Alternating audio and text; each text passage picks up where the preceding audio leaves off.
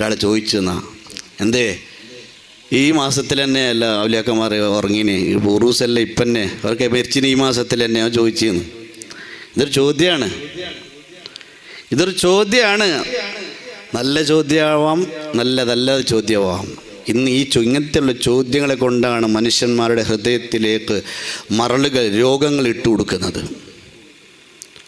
അതുപോലെ തന്നെ നമ്മുടെ പ്രവർത്തനങ്ങളും സംഭവിക്കുന്നു എന്നതുകാര്യം നാം മനസ്സിലാക്കണം.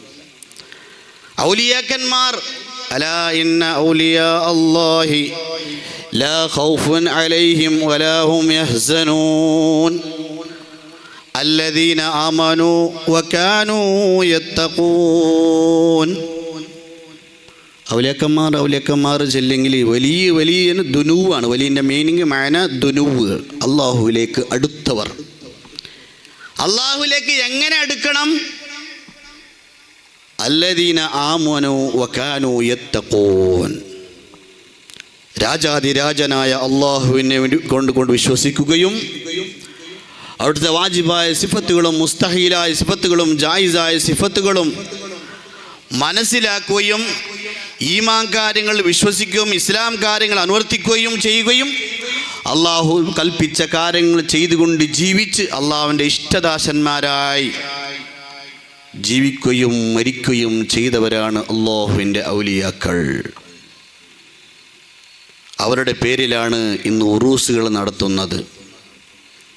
എന്താണ് ഉറൂസ് എന്ന് പറഞ്ഞാൽ ഇപ്പോൾ പറച്ചെന്തെയോ അത് പുതിയാപ്പിള നാട്ടോന്ന് ഉറൂസ് എന്നിട്ടെങ്കിൽ ഫേസ്ബുക്കിൽ അപ്പം അതര അർത്ഥം മധുമക ഇടൂ. അത്ര വലിയ ഓൺലൈൻ മുഫ്തിമാർ ഇന്ന് വളർന്നിട്ടുണ്ട്. ആലിമീങ്ങൾ പറയുന്ന ദീനല്ല ഇന്ന് വാട്സപ്പ് മുഫ്തികൾ പറയുന്നത്. എന്നാൽ മഹാന്മാർ ഇതിനെക്കുറിച്ച് പറഞ്ഞത്, ഇത് എങ്ങനെ ഉറൂസായെന്ന് പറഞ്ഞിട്ട് പറയുന്നത്,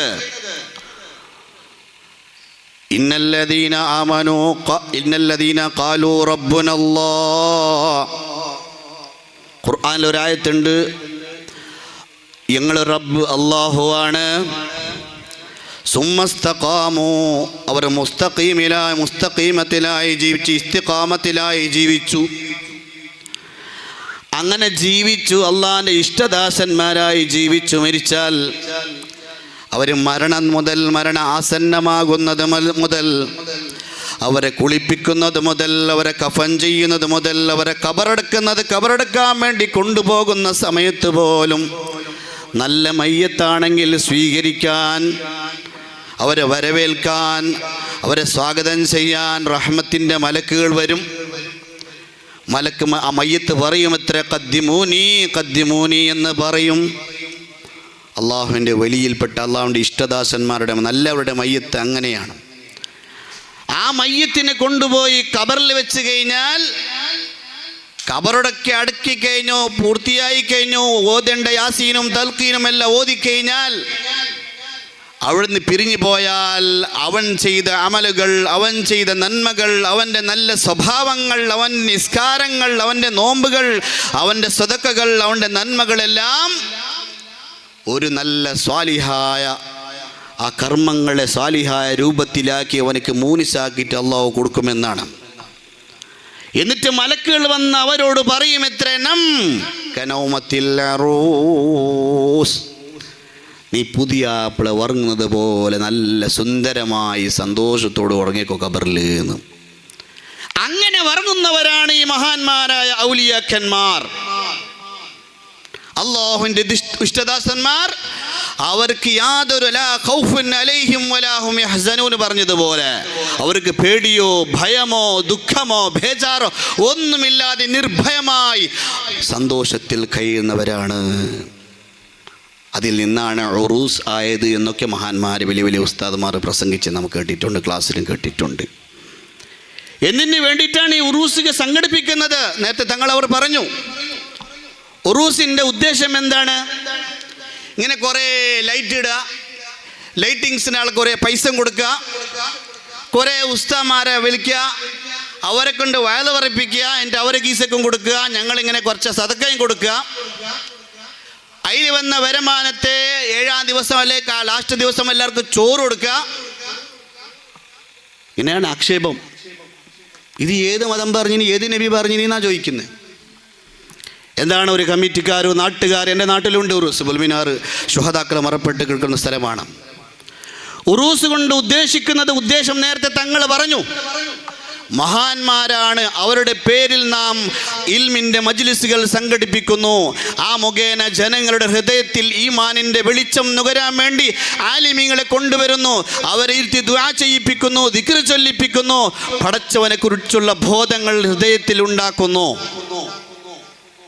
അവരുടെ ബേഗിൽ വന്നതായ സ്വതക്കകളെ നല്ലതിന് വേണ്ടി ചെലവഴിക്കുന്നു, അവരുടെ പേരിൽ അന്നദാനം നടത്തുന്നു. ഇതാണ് ഉറൂസ് കൊണ്ടുള്ള ഉദ്ദേശം. പക്ഷേ ഇന്ന് ഉറൂസുകൾ ചില സ്ഥലത്തൊക്കെ അലങ്കോലമാകുന്നുണ്ട് എന്നത് സത്യമാണ്. ഇന്ന് ഫേസ്ബുക്കൊക്കെ തുറന്നെങ്കിൽ ഇതിനിടയ്ക്ക് സംഭവം ഉണ്ടായില്ലേ, തിരൂരങ്ങാടിയിലെ ഉത്സവം, മഹാന്മാരായ ഔലിയാക്കന്മാരുടെ ഉറൂസുമായി സംബന്ധിച്ച് ഇസ്ലാമിന് ഒരു ബന്ധവുമില്ലാത്ത ആനയുടെ അമ്പാരി നമ്മൾ കണ്ടില്ലേ, മൈസൂരിലെ ആനൻ്റെ അമ്പാരി കണ്ടിട്ടില്ലേ? ഇത് ഉറൂസിന് ആനൻ്റെ അമ്പാരും കൊണ്ടിട്ട് പോകുന്നത്. വലിയ വലിയ ഡീജകളും വലിയ വലിയ ഒരു ടാബ്ലോകൾ ഉണ്ടാക്കിക്കൊണ്ട് റാലി നടത്തുന്നു.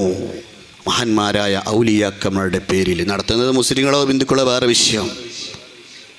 അത് കണ്ടിട്ടാണ് ചില ഈ സുന്നത്ത് ജമാഅത്തിന്റെ സുന്നികളായ ഉലമാക്കളെ ചോദ്യം ചെയ്യുന്നു. ഇതാണോ നിങ്ങളുടെ ദീൻ? അള്ളാന്റെ ഔലിയാക്കന്മാർ ഇങ്ങനെയാ? നിങ്ങളുടെ ഉറുസ് അങ്ങനെയല്ലേ? നിങ്ങൾക്ക് എന്ത് ബായി ബന്ധാത്തെ? നിങ്ങൾ ഈ പൈസ തിന്നിട്ടല്ലേ ജീവിക്കുന്ന, പൈസയ്ക്ക് വേണ്ടിയിട്ടല്ലേ എന്നാണ് ആക്ഷേപിക്കുന്നത്. എന്നാ ഒരു കാര്യം മനസ്സിലാക്കണം, ഉറൂസിന്റെ പേരിൽ എന്തെങ്കിലും തെറ്റുകൾ വേണ്ടാത്തരങ്ങൾ നടക്കുന്നുവെങ്കിൽ അത് നിർത്തണം. രോഗം വന്ന രോഗിക്ക് ചികിത്സിക്കണമെന്നാണ് റസൂൽ പഠിപ്പിച്ചത്, ഇസ്ലാം പഠിപ്പിച്ചത്. അതിന് നിർത്താനുള്ള വഴികളെ കണ്ടെത്തണം.